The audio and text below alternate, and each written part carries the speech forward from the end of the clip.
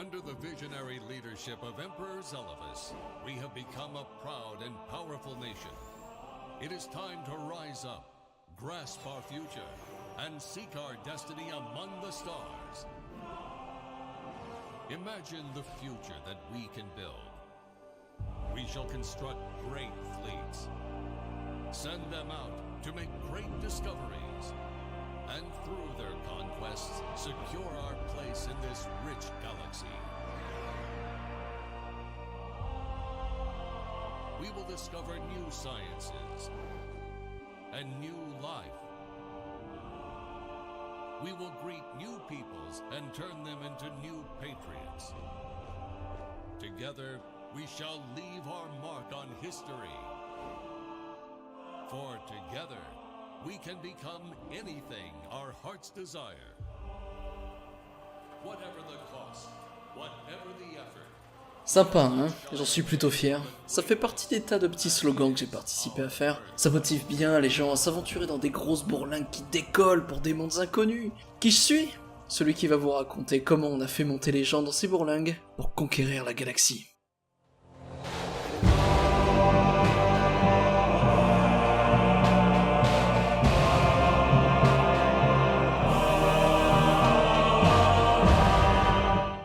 Pour faire simple, dites-vous que je ne suis qu'un simple conseiller auprès de l'empereur Maximilien Zelivas de l'Empire humain. Et oui, ça y est, les hommes se sont unifiés sous une seule et même bannière. Ce n'a pas été aisé, non, bien au contraire. Mais il faut croire que nous avons survécu à des siècles d'hiver nucléaires et de guerres mondiales pour en arriver là. Mais aujourd'hui c'est un nouveau jour. Sous le règne de l'empereur Maximilien Zelivas, l'homme s'affranchit de sa planète natale, Raya, que nous avons dompté pour nous permettre de voir plus loin, pour nous permettre de voir l'espace. Je vous l'ai bien vendu, hein? En tout cas, ce discours, je l'ai vendu à des milliards de patriotes. Et maintenant, nous sommes prêts à transformer cette galaxie en un grand empire.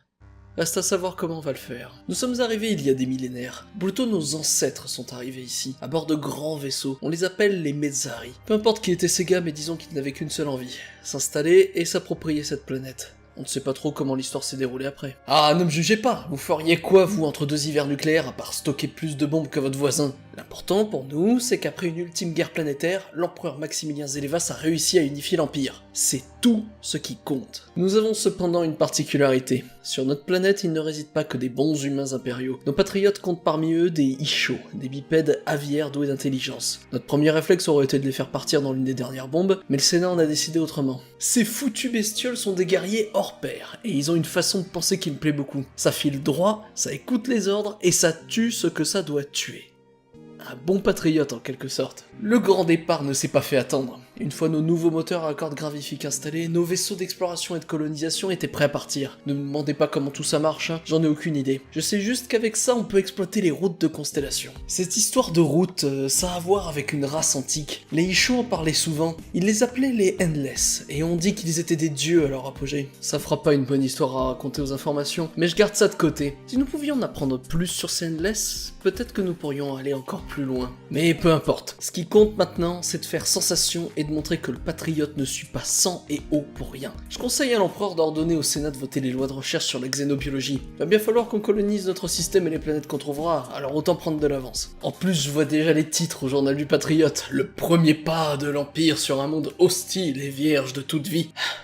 Grosse déception dès le premier système trouvé. Aucune foutue planète ne peut accueillir nos patriotes. On me sort des âneries sur une étoile trop chaude et que nous ne savons pas empêcher l'évaporation de l'eau. Bon ben, le journal du patriote se contentera d'un simple « le premier système trouvé par un vaisseau impérial ». Bon, quoi qu'il en soit, si un impérial ne peut pas poser ses pieds sur la planète, des sondes d'exploration, elles, le peuvent. J'ordonne moi-même leur déploiement, ainsi que celui d'équipes scientifiques. Va bien falloir trouver quelque chose à se mettre sous la dent dans cette galaxie. Première bonne nouvelle, on me rapporte qu'une planète possède des ruines de brume que l'on peut forer, et une autre planète posséderait des ruines très anciennes d'une civilisation disparue.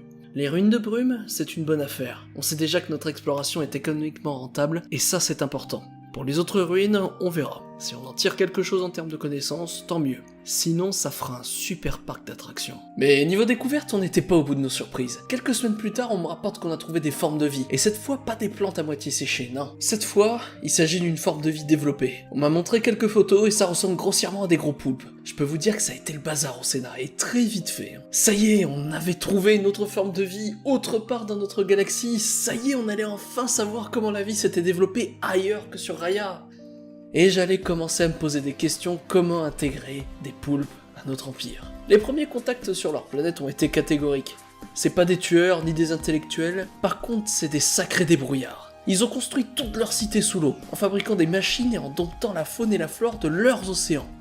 Et dire qu'on cherche absolument à aller dans l'espace, alors qu'il y a tant de place pour des usines au fond des eaux, on ne crache jamais sur de la bonne manœuvre, alors je me hâte d'envoyer des délégations leur assurant que l'Empire patriotique humain est là pour accompagner leur grande nation vers la prospérité. Et vers nos usines aussi. Mais trêve de plaisanterie. Cela faisait à peine quelques mois que notre expansion spatiale commençait, que notre bon empereur Zélevas me fit appeler dans son bureau. Réunion au sommet avec tous les hauts conseillers.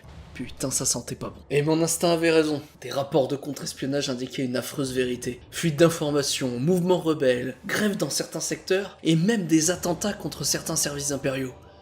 Une rébellion, bordel. Une rébellion nous pendait au nez. Mais pas une révolte d'ouvriers en colère ou des anarchistes. Non, non, de véritables commandos, organisés, avec des attentats prémédités, préparés de l'intérieur. Il fallait agir vite. La personne derrière tout ça avait du pouvoir, c'était peut-être même une personnalité politique importante. Il fallait qu'on contre-attaque, et j'ai mis l'empereur face à 3 choix qui me semblaient être les seuls raisonnables. Nous pouvions intimider la population, forcer les faux patriotes à donner des noms, et puis petit à petit, on aurait remonté toute la filière. Pour moi, c'était la solution la moins pratique. La désapprobation publique allait se faire ressentir, et on pouvait pas se le permettre alors que nos vaisseaux sont dispersés aux 4 coins de la galaxie. On pouvait aussi mobiliser notre force scientifique, qui aurait pu assister notre flotte militaire, mais... ouais, discrètement, on n'aurait rien fait transparaître au public, on aurait éliminé la menace, on aurait réduit au silence toute curiosité se portant sur un supposé mouvement rebelle. Mais là encore, c'était risqué. Et si on se faisait prendre, si on se faisait choper? Non, non, le mieux restait de soudoyer les bonnes personnes, de gagner en influence et de faire marcher le contre-espionnage. En graissant les bonnes pattes, on s'assurait les faveurs de tout le monde, on faisait marcher le commerce, et on allait faire tomber des noms.